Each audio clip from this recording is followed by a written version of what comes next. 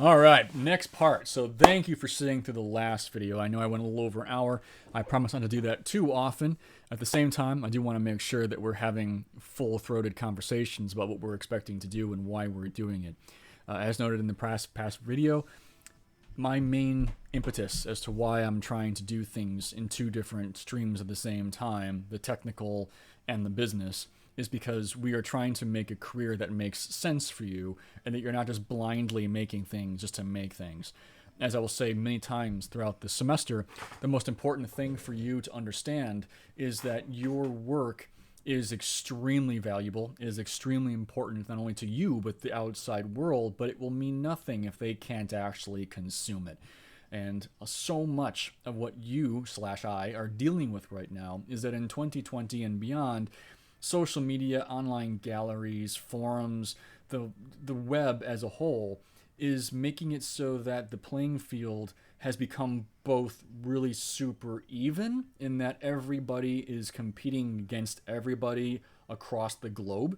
At the same time, it also means a lot of disparity where you have people that aren't very good at what they do, but they're really outgoing and popular people are making a lot of waves, whereas people who are really good at what they're doing but are kind of shy are like buried. And so the internet is not really helping that at all. The last comment I'll make on that same point is that you, not all of you, I know some of you are coming at this from a very different place, but for those of you in the college setting, you were probably one of the best artists in your school when you were in high school. Maybe not best, but definitely among them well known. Everybody knew you were an artist, and that was because you were drawing and scribbling and doodling, and you were just being creative. And you probably had some degree of notoriety, whether that was as the best or just really good, but people knew you. People in your class knew you, your family and the bubble that makes them, they knew you. And everyone came to you for things like, can you make a self-portrait for my dog for Christmas or whatever. Everyone had little things they wanted you to do. They made you feel important. And as a result, you kind of had this feeling that you got this. You know what you're doing. You have a feel like this is possible. I can become an illustrator, an artist, or whatever, and there's a future in this for me. And then you get into college. And then when you're at places like an art college where now everybody in that school has the same experience, and now you're not just the one artist or a group of 50, now you're one of 100 artists and you're all good. Some of you way better than others. And that really puts a lot of pressure on you and really makes you feel like, what am I doing here? I'm in out of my league. This is just insane. I can't actually compete with this. Now take that experience and then put it to the global stage, where now you're not just competing with the 100 people in your class size, you're also dealing with artists in Guam, in Japan, in Australia, all over the place. So now you are both subject to the world's worst and the world's best, and you're not competing, using that word softly, you're not stacking yourself against people you can physically see right next to you. Now you're stacking yourself against people you will never meet in your entire life who live, 4 time zones away. That's going to take a huge chunk out of your psyche and your ego. The only way to deal with that is to consistently rein in your mental bubble. You need to realize that at the end of the day, the only person that you are competing with is yourself. That will always be the case. You are never going to have more than a handful of people who are occupying an identical sphere at the same time. I don't mean the whole of the internet or even the same classroom if you're at school. I mean, when you go off into the working world, believe it or not, there is room for everybody. And when you find that spot, whatever it happens to be, there's only going to be a small handful of you that do the exact same things for the exact same reasons in the exact same way. And because of that, your competition is actually much smaller than you think it is. The worst person that's going to kill yourself, your psyche, is your own mind. You need to realize that you're only competing against yourself and nothing more. On that front, the only way to really understand any of that is to take that now back into the world of context.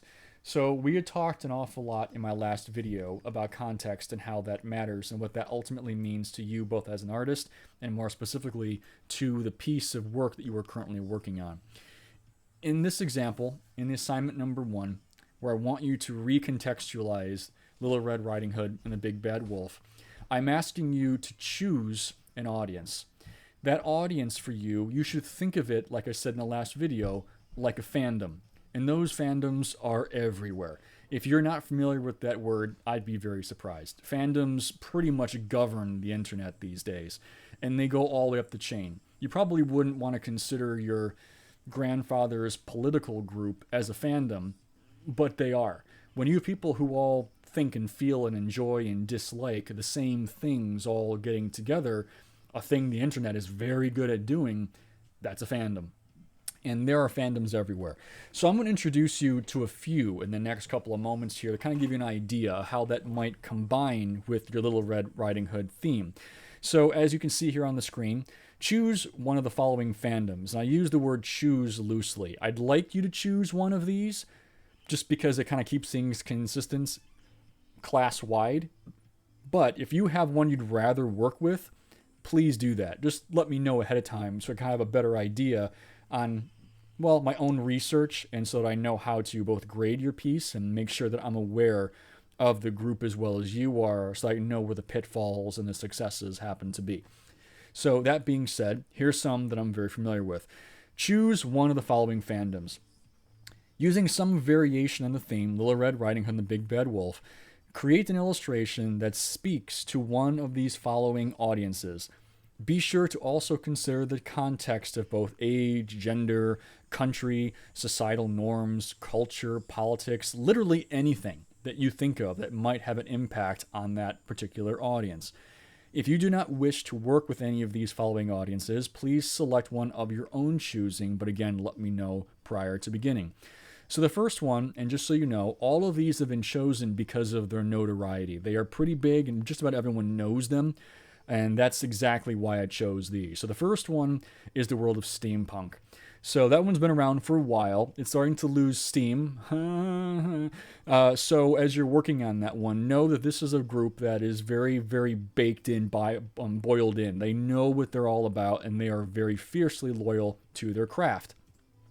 Some examples of what Little Red Riding Hood and the Big Bad Wolf might look like in that particular audience context might look like this. These examples show all the same general themes. You've got Little Red, who is very decked out in all the appropriate gears and things that you would expect for that world. There's a lot of gold and copper and brass filigree happening around the piece. You got some old world charts in the background for aeronautical explanation and cartography. Kind of hard to see, but it's there. You definitely have the wolf, which has been reimagined as like this steampunkian robot or, sentient creature. It's very clever. I wish the detail were a little stronger. There's some broken down, low resolution qualities happening here, but the piece is quite fun. Another example of that might look like this. This one's a bit more anthropomorphized, but you've got Little Red, who's, she's got her weaponry. It's kind of taking on a little bit more of that pseudo-erotic, older audience age group. The wolf feels like a villain out of a classic story someplace, where he also has been decked out and gilded in armor and other kinds of accoutrements. So it's very fun to see this playfulness on here. The storyline is very similar to the original story of Wolf versus Little Red in a forest setting, but enough of the storytelling jargon and vernacular, the symbology that they've used, has been updated to both modernize it and specifically put it into the world of steampunk. Another example, kind of low res, apologies for that. This one almost feels like a Scott Campbell version of comic book fame. I can't read the signature. I don't think that's actually his. But there's something to it that is very much in that realm as well. The wolf, Little Red, a lot of got a copper, brass, a lot of large, wide-brimmed top hats and things like this that are very common in the world of steampunk. It's a fun retelling. I enjoy it quite a bit for that reason. This one is costumed. Now, keep this in mind. As this class is an introduction to digital illustration, I want you to take the word illustration and redefine it in your mind as simply image making. As an illustrator, it does not make a difference in the world what you use to tell your story through images. If you want to be a photographer or a 3D artist, or if you want to sculpt things and then photograph that, or if you want to work exclusively in the old school technique of gouache and pen and ink, I don't care. But the idea behind what an illustrator is a visual narrative storyteller. And there are so many ways to break that down and to redefine it. But in this instance, this person decided to make steampunk out of an existing LARPing or costume cosplay event they've already had things prepared for. So that's just amazing.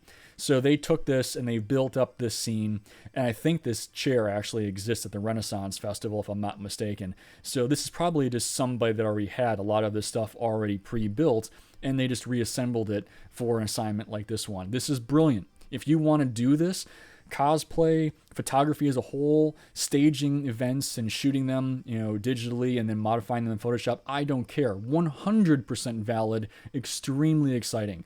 Do things like this if you want. More of the same, just a very, different version of that. So now we've got something that's kind of comical, a little risque, kind of working into that world of, LARPing, cosplay, probably at one of the local steampunk conventions that also takes place, I believe, in the Pennsylvania area every so often. So these things exist. So this person didn't really so much as stage this as just already kind of had this available. So again, it's a weaker version of this because at least this one feels like it was articulated, where this one feels more candid and spur of the moment.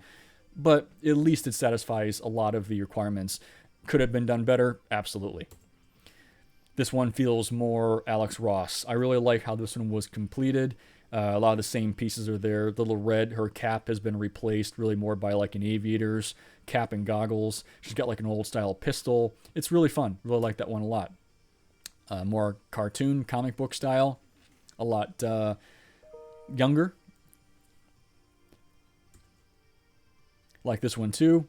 This one starts to get more into like the Motorhead feeling. So if you can recall the Little Red bustier on a chopper version, this is a dialed back version of that in some ways. Really cool. Really enjoy that one a lot. Again, this one falls into a world of concept art because you can see that a lot of it is not very well polished. The image is complete.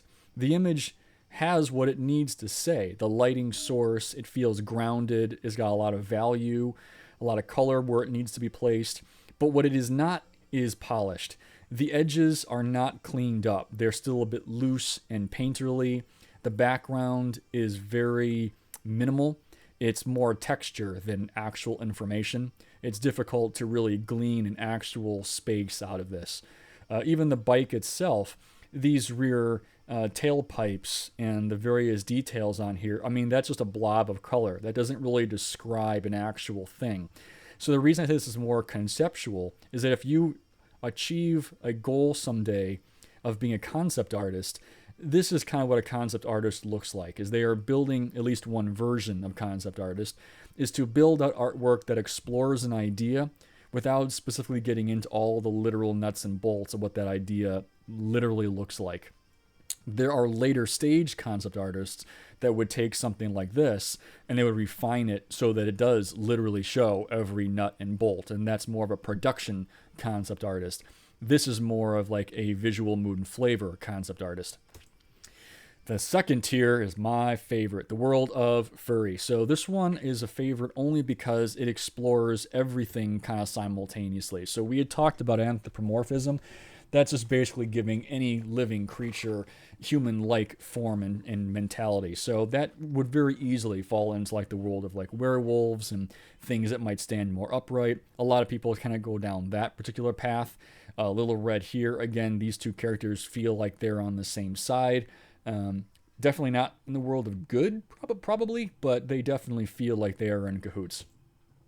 This kind of falls more into almost video game and Eastern influence style, but as far as that worked out, that kind of borrows existing characters and places them into that space.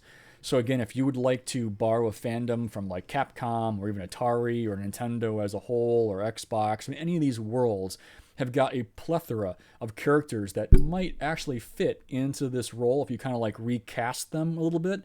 This could be an example how you might want to force that to happen.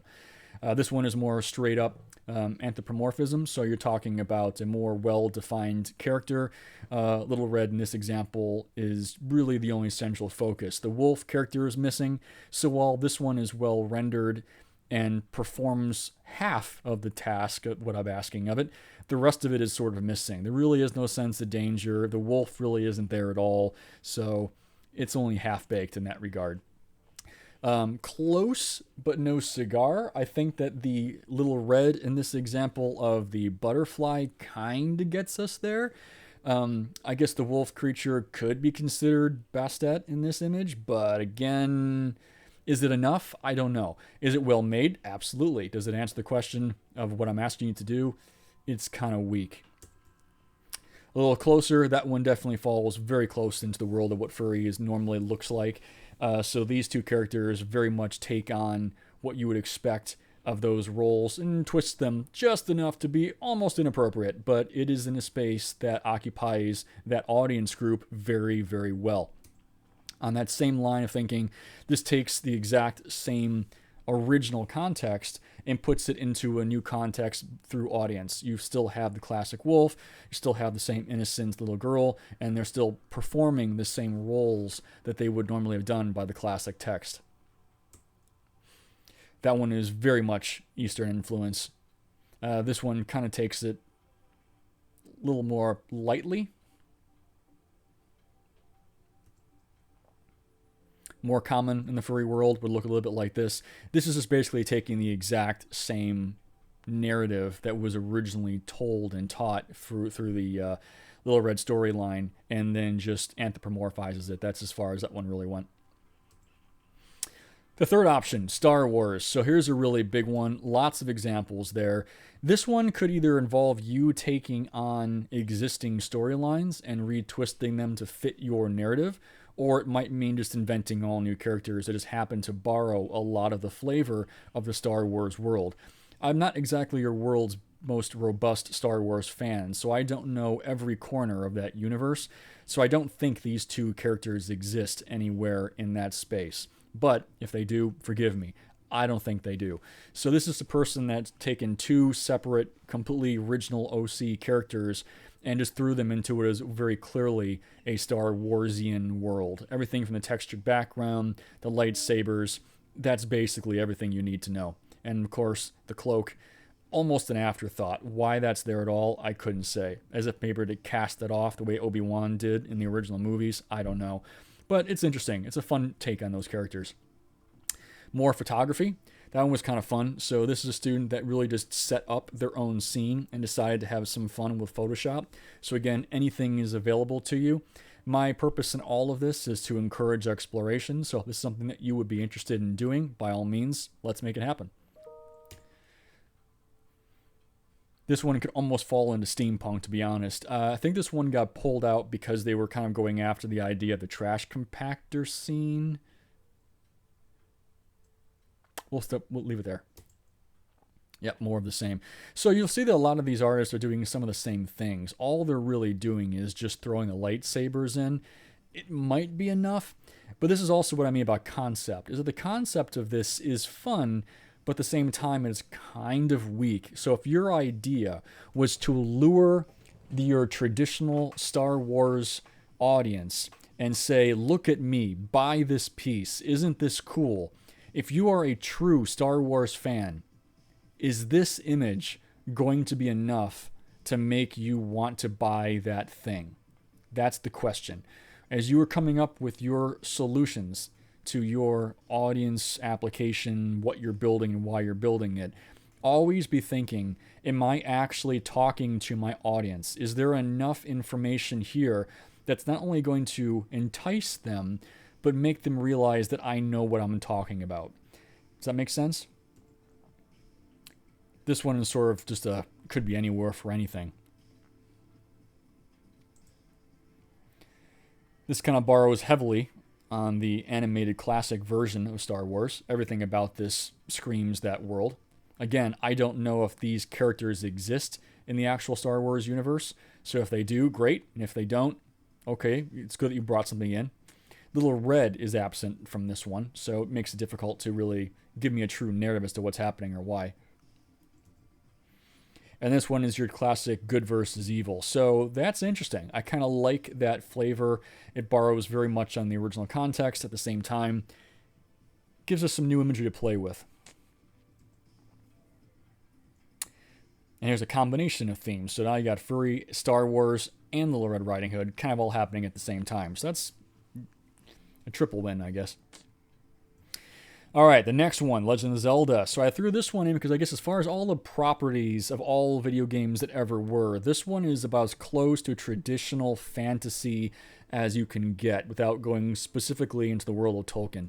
So, and then I don't have any examples for these last two, but I'm sure you can imagine ways that you can insert Little Red Riding Hood into the world of Legend of Zelda, etc.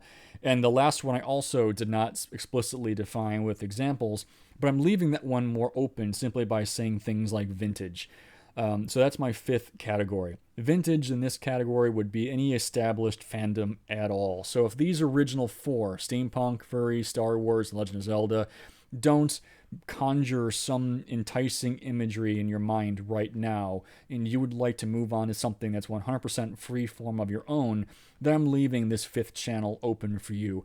And that can be anything. I've included things like Retrowave as a whole, Cyberpunk, Dungeons and Dragons, Pokemon, anime series or manga series, a specific comic book or movie titles, political satire, critical review items. I mean, literally anything that has a baked audience already out there in the world, you're looking at that group. So that's what I'm asking you to do. Hopefully this makes sense, and hopefully this gives you some more instruction and direction as to where I'm looking to go. And I guess good luck. I'm always available for questions, and the very next video is going to show you the physical mechanics of what to build and how to build it. So thanks again. We'll talk to you in the next video, and enjoy. Keep creating.